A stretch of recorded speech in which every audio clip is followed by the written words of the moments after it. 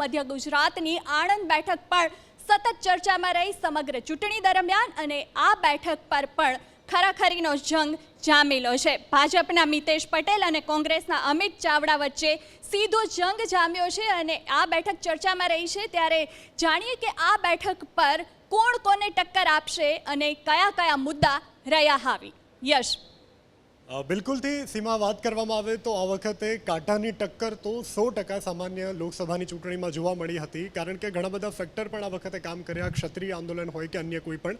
ત્યારે ભાજપના પ્રવક્તાની પાસેથી જાણવાનો પ્રયત્ન કરીશું. આણંદ બેઠકને લઈને પોતે આપ સિક્યોર ફીલ કરી રહ્યા છો કે અનસિક્યોર ફીલ કરો છો? જો અગાઉ પણ મેં કહ્યું એમ અમે 26 બેઠકો ઉપર સુપર સિક્યોર ફીલ કરી રહ્યા છે. એમાં આણંદની બેઠક પણ આવી જાય છે. સ્વાભાવિક રીતે આણંદ પર ક્ષત્રિય મતદારોની સંખ્યા વધારે હોવાથી કોંગ્રેસને એવું લાગે છે કે આ વખતે એમનો મેળ પડી જશે. પરંતુ સત્ય એ છે કે સમાજના તમામ વર્ગના લોકોએ આણંદમાં વિકાસને મત આપ્યો છે. જે રીતે ભૂતકાળમાં આણંદમાં સંસદ સભ્યો, ભૂતકાળમાં આણંદના કોંગ્રેસના ધારાસભ્યો અને એમના નેતૃત્વમાં એમના શાસન દરમિયાન ત્યાં થયેલા કામો, અને અત્યારે જ્યારે અમારા મિતેશભાઈ ત્યાં સાંસદ તરીકે છે અને એમના નેતૃત્વમાં જે રીતે સમગ્ર લોકસભા વિસ્તારનો વિકાસ થયો છે, એ જોતાં સમાજના તમામ વર્ગના લોકોએ આણંદ લોકસભાની વાત છે ત્યાં સુધી ભારતીય જનતા પાર્ટીને મત આપ્યા છે. એટલે આણંદ લોકસભા સહિત 25 લોકસભા બેઠકો ભારતીય જનતા પાર્ટી જીતવાની છે અને આ તમામ બેઠકો પર અમે સુપર સિક્યોર ફીલ કરીએ છીએ. બિલકુલ, તો ભારતીય જનતા પાર્ટીનો કોન્ફિડન્સ અત્યારે ખૂબ સારો એવો જોવા મળી રહ્યો છે કે તેઓ કોઈ પણ સંજોગોમાં આણંદની બેઠક છે તે પણ કબજે કરી લેશે. આપણે મુકેશભાઈ પાસે જાણીશું. મુકેશભાઈ, અમિતભાઈ ખૂબ કદાવર ચહેરો. આમાં એવું છે કે કદાવર ચહેરો કરતાં ડાઉન ટુ અર્થ માણસ છે, જમીનથી જોડાયેલા માણસ છે. બીજી વાત એવી છે, કેટલાય વર્ષો સુધી એવો ધારાસભ્ય આજે પણ ચાલુ છે અને પ્રજાકીય કામો કરવામાં એમનું નામ હંમેશા હરોળમાં ઉપર હોય છે. બીજી વાત એવી કે એમણે જે ફેક્ટરની વાત કરી, તો ફેક્ટરની અંદર અમે એવું નથી માનતા કે ક્ષત્રિય હોય એના કારણે જીતે, પરંતુ એના કારણે જીતશે કે એના કામથી જીતશે. અને સામેના ઉમેદવાર એ તો બદલવાના જ હતા, એ લોકો બદલી ના શક્યા, એમનો પ્રશ્ન છે, પણ એમને બદલવાનું નક્કી કરેલું, જે રીતે બરોડામાં ને ત્યાં બદલાય એવી રીતે.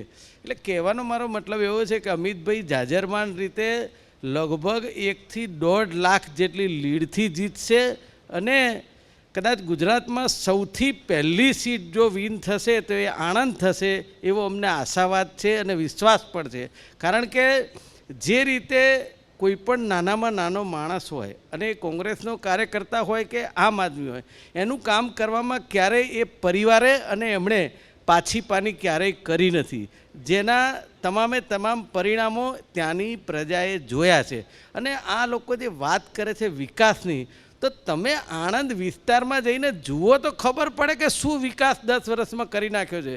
અને ત્યાં તો આજે સૂત્ર આપ્યું હતું કે આણંદ લોકસભાની 2 જ વસ્તુ વખણાય છે, એક અમૂલ ને એક અમિત. આ ઉપર તો આખી ચૂંટણી લડાઈ છે. એટલે અમિતભાઈ ચાવડા જાજરમાન રીતે જીતશે.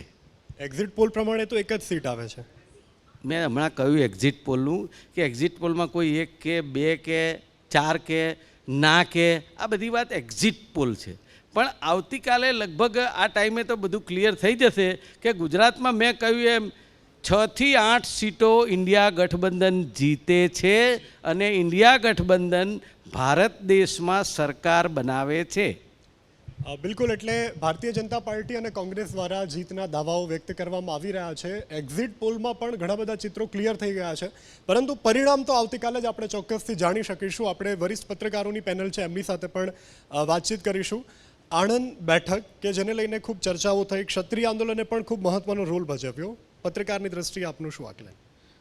આણંદ બેઠકની અંદર વાત કરવા જઈએ કે 2019ની વાત કરવા જઈએ તો ભારતીય જનતા પાર્ટીને 6.5 લાખ મત મળ્યા હતા અને કોંગ્રેસ પાર્ટીને 4.5 લાખ મત મળેલા હતા. પણ આ વખતે 2 ફેક્ટર જે છે કે ક્ષત્રિય અને ઠાકોર સમાજના જે 2 ફેક્ટરમાં વાત કરવા જઈએ તો 1980થી આણંદના સીટ ઉપર જેમ માધવસિંહ સોલંકી અને ઈશ્વરસિંહ ચાવડાનો જેમ દબદબો રહ્યો હતો, પણ આ વખતે જે બેઠકની વાત કરવા જઈએ કે અમિત ચાવડા અને કોંગ્રેસની વાત કરવા જઈએ તો કોંગ્રેસની જે એક્ઝિટ પોલની અંદર એક બેઠક છે એની અંદર ક્યાંક અમિત ચાવડાનો સમાવેશ અથવા જ્ઞાનીબેન ઠાકોરનો એક સમાવેશ થઈ શકે છે.